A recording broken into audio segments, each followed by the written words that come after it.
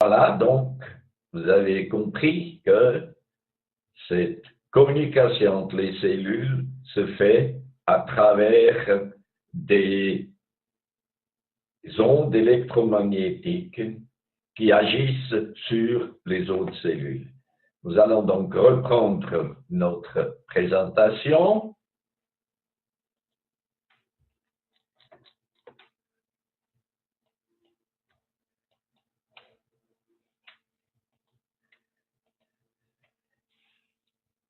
Depuis Aristote, on a pris l'habitude de voir l'homme comme un être particulier.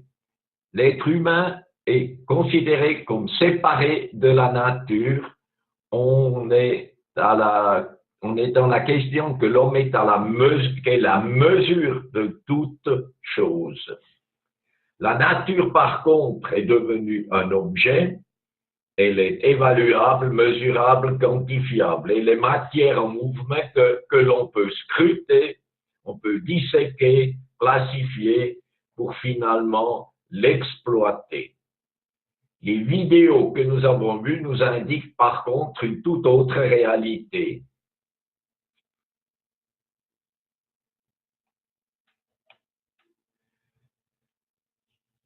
La vie, ce n'est pas nous. La vie, c'est le lien que nous avons avec notre environnement. Nous ne sommes donc pas séparés, nous faisons partie de ce tout qui s'appelle la vie.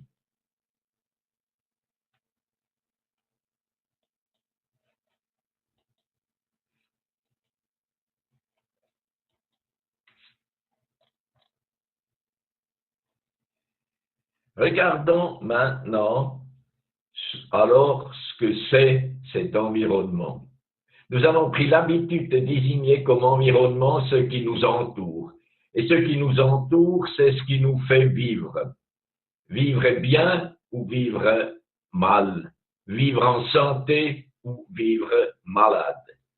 Et là, nous devons constater que cet environnement naturel qui devrait nous faire vivre en santé, nous l'avons pollué. Pollué d'ailleurs au point qu'il nous rend malades. On estime aujourd'hui que 80% de nos visites médicales ont des causes ou sont au moins des accélérateurs de causes de type environnemental. Ce que nous envoie en fait notre environnement, ce sont une quantité d'ondes qui ne sont pas biocompatibles avec nos cellules.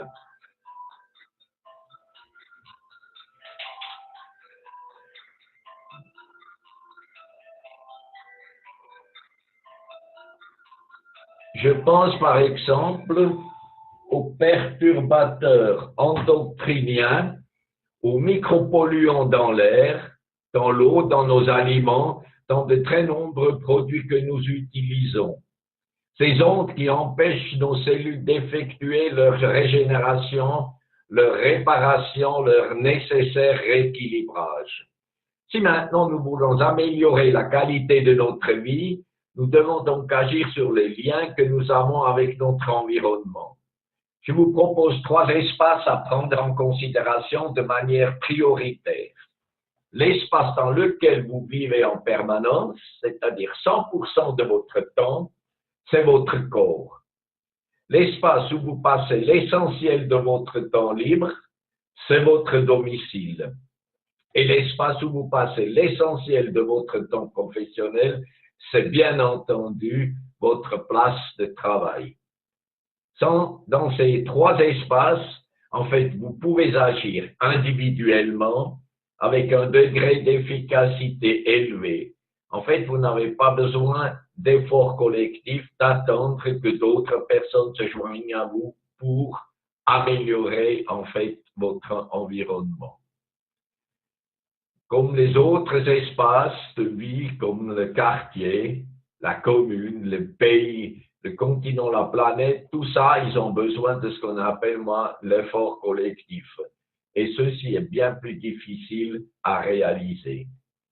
Maintenant, nous parlons maintenant d'une pollution insidieuse que les humains ont introduit et développé qui agit directement sur les liens que nos cellules ont avec l'environnement, c'est-à-dire les ondes électromagnétiques. Avec l'introduction en fait des téléphones portables, nous avons introduit dans notre environnement tout un système de communication qui utilise des ondes. Vous avez des antennes, des téléphones portables ou plein d'autres objets connectés qui communiquent à travers des liaisons radio avec l'Internet.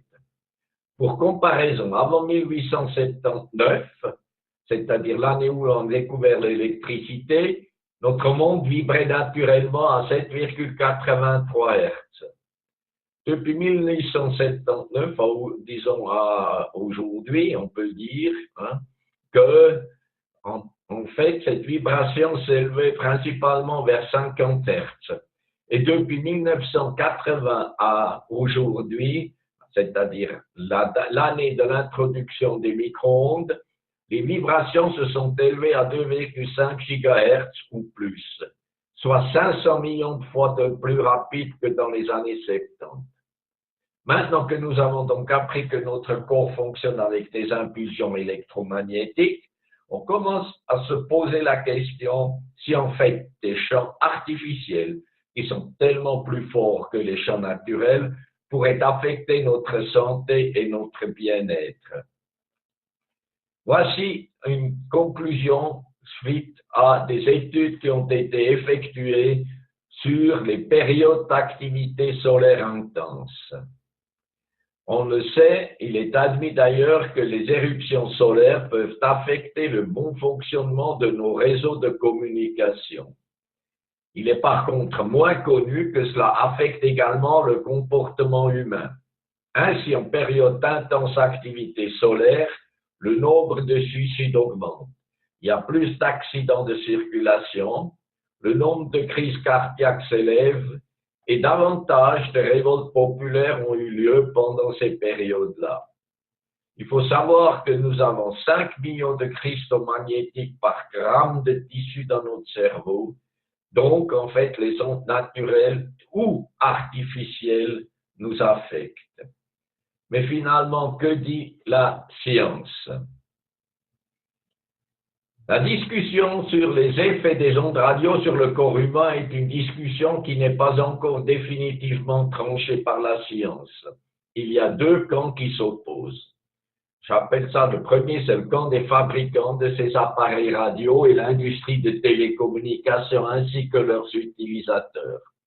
Ils ont pris comme mesure le DAS, c'est-à-dire le débit d'absorption spécifique qui mesure les effets thermiques sur le corps humain. Pour eux, en respectant les normes, il n'y a pas de risque pour la santé humaine. Pour eux, en respectant, donc ce camp affirme qu'il n'y a pas de preuve scientifique qui permet de dire que les ondes sont néfastes pour la vie et la santé. Les lanceurs d'alerte, par contre, ont démontré qu'en plus des effets thermiques, il y a des effets non thermiques, biologiques, qui devraient être pris en considération. De nombreuses études et recherches existent, comme par exemple Bioinitiative 2012 ou une étude du professeur Moskeler ou les études conduites par l'OMS qui ont déclaré les ondes potentiellement cancérigènes. Si les adeptes de la position des industries ne voient pas de preuves scientifiques, les lanceurs d'alerte disent aussi que la preuve scientifique contraire, c'est-à-dire que les ondes n'affectent pas la santé, n'existe pas non plus. Voici quand même deux images qui devraient nous donner à réfléchir. À gauche, vous avez la mesure d'un appel téléphonique par la méthode TAS sur le cerveau d'un individu. D'abord sur un enfant de 5 ans tout à gauche, au milieu sur un enfant de 10 ans et à droite sur un adulte. Raison pour laquelle même les industriels recommandent de protéger les bébés, les jeunes enfants et bien entendu les femmes enceintes contre une exposition trop importante aux ondes radio. À droite, une image illustrant les effets biologiques d'un appel téléphonique sur le sang avec des effets rouleaux. À gauche, donc, un sang normal. À droite, ce sang après un appel téléphonique. Ce sang ne peut plus effectuer son travail normalement. Et on sait ensuite qu'il faut 2 heures pour réparer les dégâts causés par un tel appel. Maintenant, les lanceurs d'alerte cherchent à établir les relations globales qui existent entre les hommes et l'environnement et les effets que ces relations peuvent avoir sur la santé humaine. Voici les effets que l'Institut national sur la santé environnementale aux États-Unis attribue aux ondes électromagnétiques. Vous avez des effets neurologiques comme mal à la tête, nausées, difficultés de concentration, perte de mémoire. Par exemple, vous avez des effets cardiaques, vous avez des effets respiratoires, vous avez des effets dermatologiques, vous avez des effets ophtalmologiques et d'autres effets tels que des problèmes de digestion, des douleurs abdominales, problèmes de grande soif, déshydratation, bouche et yeux séchés. D'autre part, il faut savoir qu'il y a de plus en plus de personnes qui sont électrosensibles et qui témoignent de souffrances dont la médecine est incapable d'attribuer une cause. On pense de plus en plus à l'exposition aux champs électromagnétiques. À ce stade, en fait, je ne tiens pas à vous donner un inventaire de tous les effets sanitaires dus aux ondes électromagnétiques.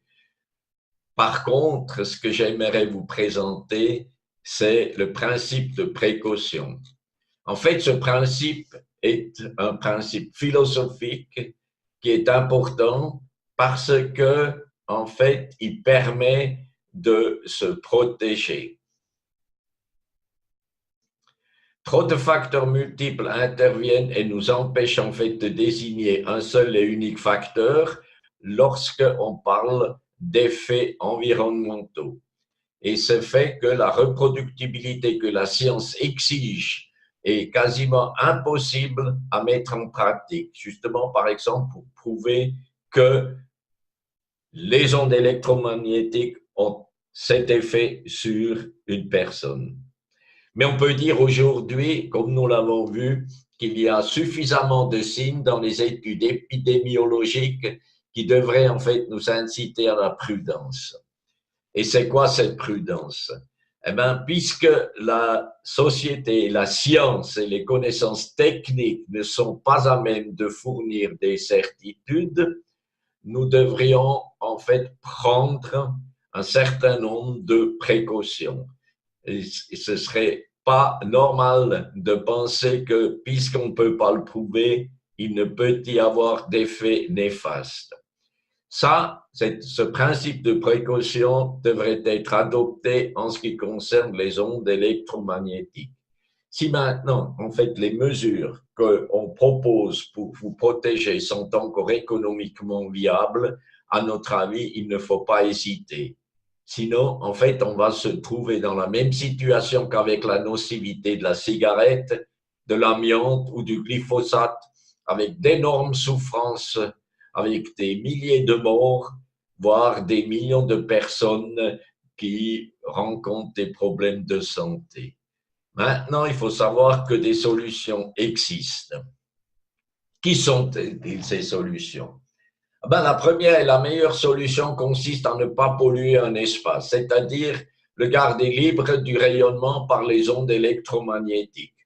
Maintenant, un coup d'œil sur la carte de la Suisse, comme vous avez là à gauche, montre qu'il y a quasiment plus de zones blanches, donc ça sera extrêmement difficile de trouver des endroits où vous êtes épargné des ondes électromagnétiques. Une seconde solution, c'est renoncer aux outils.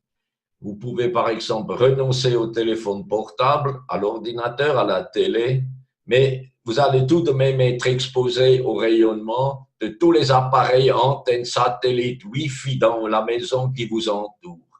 C'est donc aussi une solution qui ne vous procurera pas le résultat attendu. Une troisième solution, c'est de se créer une cage Faraday. Vous l'avez ici, une personne qui est très électrosensible qui s'est créé une telle cage chez elle à la maison. Bon, elle vous isole des ondes qui vous entourent Certaines habitations peuvent être construites de sorte qu'elles vous isolent des ondes externes, mais en fait, cette solution est coûteuse et elle n'est accessible qu'à certains privilégiés. La solution individuelle, par contre, celle choisie par la personne que vous avez ici en l'image à gauche, ben c'est une solution qui coupe en fait cet individu d'une vie sociale normale. Ensuite, vous avez une quatrième solution, c'est d'adopter des normes plus sévères. C'est ce que certains pays tentent de pratiquer. Mais les pressions des industries est telle qu'on cherche à réduire les entraves le plus possible. Donc, en fait, on essaye de limiter les normes au mieux afin de pouvoir librement, en fait, utiliser les ondes pour résoudre les problèmes que cette société industrielle nous propose. À titre individuel, il est possible, par exemple, d'appliquer des normes plus sévères, comme par exemple les normes de la biobiologie, mais cela est donc que pour un certain nombre de privilégiés. Reste une dernière solution, c'est-à-dire la revitalisation par la biorésonance. Nous avons vu donc que chaque objet, chaque corps, chaque organe, chaque cellule, chaque atome possède une fréquence qui lui est propre. C'est souvent ce qu'on appelle la fréquence de résonance. C'est sa sensibilité aux éléments extérieurs. Le principe de biorésonance va par exemple permettre de renvoyer à l'organe sa fréquence physiologique afin que celui-ci entre en résonance avec la fréquence du tissu sain et retrouve ainsi un état vibratoire propice à son retour à la norme ou donc à sa réparation. On a donc créé des bases de données pour toutes ces fréquences connues, des bonnes ondes et les mauvaises ondes. On capte par la biorésonance les ondes que votre corps envoie, on trie entre les bonnes et les mauvaises qu'on neutralise par interférence et on renvoie des ondes vers vos cellules, les bonnes bien entendu. On sait par exemple que l'être humain a besoin d'une fréquence de 7,83 Hz. C'est la fréquence naturelle de la planète. Lorsqu'on a envoyé les astronautes dans l'espace, on a ajouté cette fréquence dans leurs vaisseaux spatiaux afin de les protéger contre les problèmes de santé. Comment maintenir et protéger vos environnements? Commençons en fait par l'espace prioritaire, votre corps. Vous y vivez en permanence, il doit donc être protégé. Principe numéro 1, bien entendu, c'est éviter de le polluer. Ensuite, en matière de pollution électromagnétique, cela consiste à se protéger contre l'électrosmog du téléphone portable. En appliquant un E-chip ou un chip 5G, celui-ci absorbe dans un rayon de 30 cm l'électrosmog et vitalise directement à partir de l'émetteur des ondes électromagnétiques dans un rayon de 1 à 3 mètres. Donc, vous-même, vous pouvez créer un espace de vie à partir de votre portable de 1 à 3 mètres.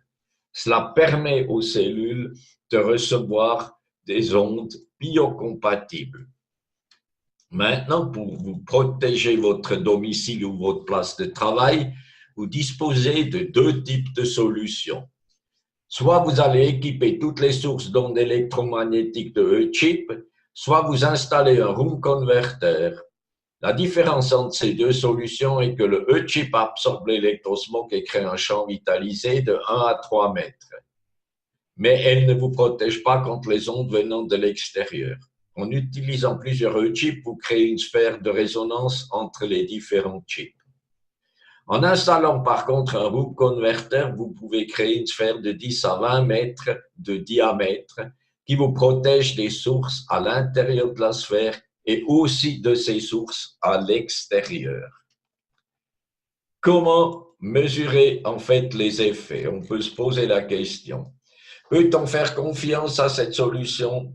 En général, en fait, on utilise des outils qui permettent de mesurer des champs électriques et électromagnétiques. On mesure donc les ondes et le rayonnement dans l'environnement. Des normes pour le rayonnement ont été établies par la mesure des ondes et on peut donc dire, si on est à l'intérieur, des normes où si le rayonnement dépasse les normes admissibles. Encore faut-il que ces normes soient fixées correctement. Il faut savoir qu'il existe par exemple déjà une très grande différence entre les normes suisses, qu'on dit déjà plus sévères que les autres normes des pays qui nous entourent, et les normes que la baubiologie adopte. Une autre manière de mesurer consiste à mesurer non pas les ondes, mais les effets que les ondes et ensuite les dispositifs de protection ont sur les êtres humains. Cette manière de mesurer consiste à vérifier si le corps et ses organes améliorent leur capacité de régénération, de rééquilibrage ou de réparation et contribuent ainsi à une meilleure santé. Cette manière de mesurer est essentielle car avec la biorésonance, on ne bloque pas les ondes, mais on les transforme. On les rend biocompatibles, donc inoffensifs pour la vie. Maintenant, découvrons ensemble les résultats d'une telle mesure pour le E-chip, par exemple. L'indicateur le plus simple à comprendre, c'est l'indice de santé global. Cet indice, en fait, est un résultat d'un ensemble de mesures qui sont ensuite agrégées en pourcentage. On peut savoir qu'un indice de plus de 50% indique que le corps est capable de se régénérer. On est donc en face d'une santé qui s'améliore. Tandis qu'un indice inférieur à 50% indique une santé qui s'empire.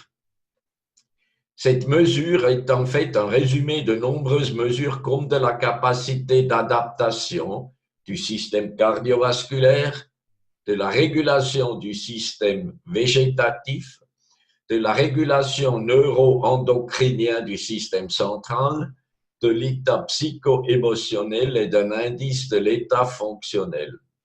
Là, sur cette diapo, vous avez différentes mesures. Donc, à gauche, c'est-à-dire une personne qui a été mesurée sans utilisation d'un chip sur son téléphone, elle a un indice de 39.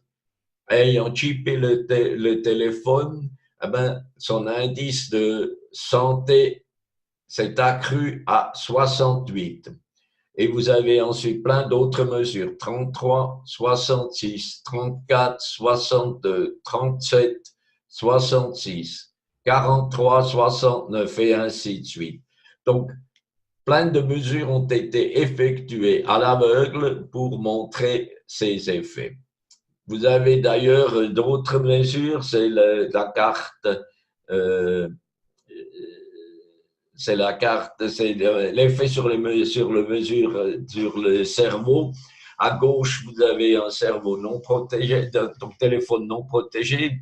Et à droite, vous avez le téléphone protégé. Là aussi, on a passé de 34% à 57%.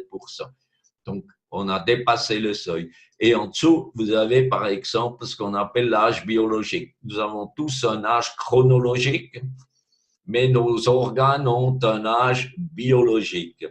Sans protection, cette personne qui a un âge chronologique de 46 ans a des organes biologiques de 49 ans.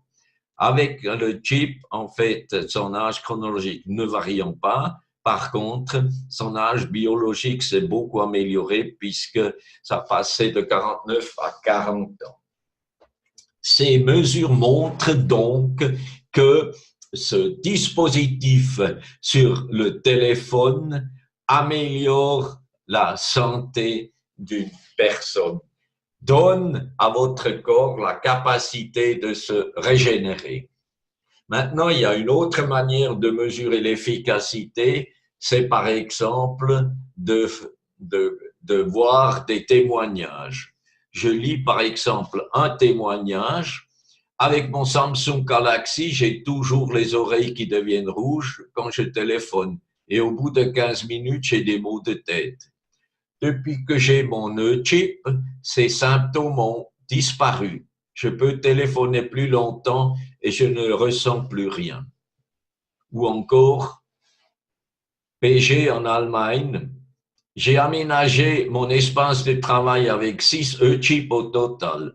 Depuis, fini les yeux rouges en travaillant et je suis bien plus concentré. J'ai toujours été convaincu que le e-chip agisse, mais je ne m'attendais pas à ce que la différence soit aussi flagrante. Bravo. Voilà, nous arrivons donc au terme de notre présentation et voici nos conclusions. L'environnement est la clé d'une meilleure santé. C'est d'ailleurs aussi que dit l'Organisation mondiale de la santé après une conférence en 1999. L'environnement prioritaire à protéger, c'est bien entendu votre corps parce que vous y séjournez en permanence, c'est-à-dire en 100% de votre temps. Ensuite, c'est votre domicile et votre place de travail. Vous y êtes entre 80 et 90% de votre temps. En aménageant ces espaces pour qu'elles contribuent à améliorer votre santé, plutôt que de l'affecter, en fait, vous faites une bonne œuvre. D'abord, ça vous donne cette énergie et cette vitalité pour pouvoir vous engager à plein dans votre vie. Finalement, vous trouverez toutes les informations sur les produits et sur, en fait, cette technologie de la biorésonance sur mon site https://réussirensemble.info. Bien entendu, nous sommes à votre disposition. N'hésitez pas de nous contacter pour que nous puissions répondre à toutes vos questions. Et maintenant, je vais ouvrir une session de questions. Je vais arrêter le partage de l'écran et je vais lancer la position chat, ce qui vous permet de poser les questions.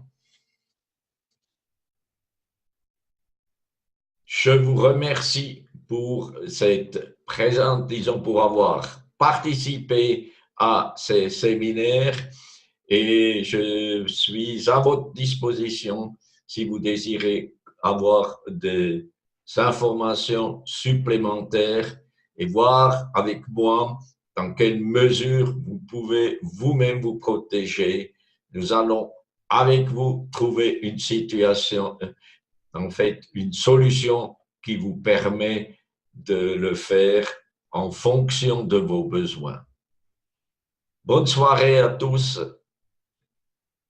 et au plaisir d'avoir de vos nouvelles.